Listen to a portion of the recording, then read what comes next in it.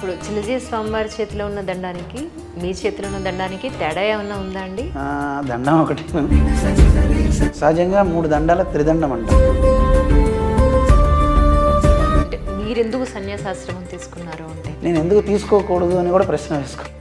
12వ ఏట ఖచ్చితంగా స్వామీజీ అక్కడికి వచ్చారు. నాకెందుకో తెలియదు,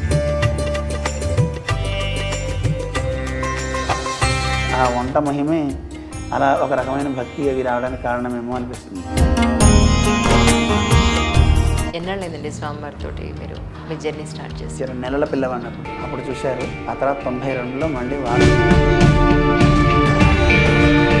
కానీ 20 ఏళ్లలో ఈ భక్తి మార్గంలో మీరు తెలుసుకున్నది ఏమిటి అంటే ఏం చెప్తారు? భక్తి మార్గంలో తెలుసుకోవడం అనేది చాలా కష్టం. అది లోతు ఎక్కువ కదండి. సముద్రాన్ని కొలవగలరా ఎవరైనా? సార్ అసలు ఎంత వేదం ఇంతవరకు అయింది, ఇంకా ఎంత ఉందో చూపించండి, నాకు ఎంత పురుషాయుష్ కావాలో అడుగుతాను. ఆవగింజంత తీసి బయటపెట్టి 3 వేదాల్లో ఇంత మాత్రమే మీరు తీసుకున్నారు, ఇంతవరకు మీ పురుషాయుష్ ఇంతే అయింది అని. అయ్యో నారాయణ. అందుకే వేదాలని అనంతావై వేదం.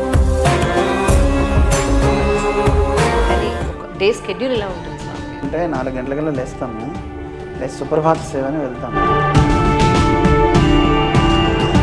ఎంగేజ్లో ఉన్న వాళ్ళకి ఎడ్యుకేషన్ అయిన తర్వాత ఒక ఉద్యోగం అనో, కొంత ఆస్తి సంపాదించుకోవడం అనో, సొసైటీలో కొంత గౌరవ మర్యాదలను, పెళ్ళను, పిల్లలను, ఇలా ఏదో ఉంటుంది కదా. మీకు అవి ఏమీ లేవా నిజంగా? అన్నీ ఉంటాయండి.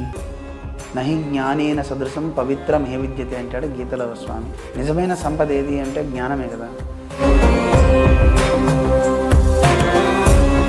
చాలా రకాలైన మంత్రాలు, ఇది చదివితే మంచి జరుగుతుందండి, ఖడ్గమాలకు ఒక రకంగా, ఇలా రకరకాలుగా చెప్తుంటారు.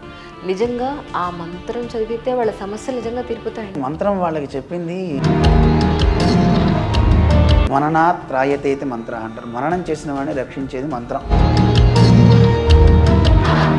అది సాధించాలి అంటే మామూలు స్టూడెంట్గా ఉన్నప్పుడు నుంచి ఇప్పటి వరకు మీరు ఏమేమి పుస్తకాలు చదివి ఉండొచ్చండి? చిన్న పుస్తకాలు, ప్రహ్లాదుని కథలు, తర్వాత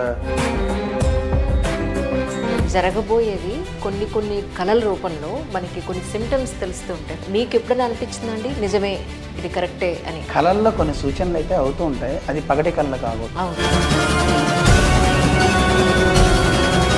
ఎలాంటి దుస్వప్నాలు వచ్చినా దుస్వప్నాలు మన మీద పనిచేయకుండా ఉండడానికి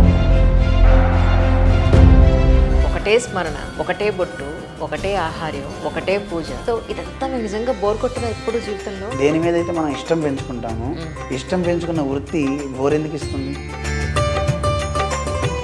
కానీ మీలాంటి వారికి కూడా ఒక రిటైర్మెంట్ అనేది ఉంటుందండి. టైర్డ్ అయితే కదా రిటైర్డ్ అవ్వడానికి. ఇదే ఇష్టం అనుకున్నప్పుడు రిటైర్డ్ ఎందుకు?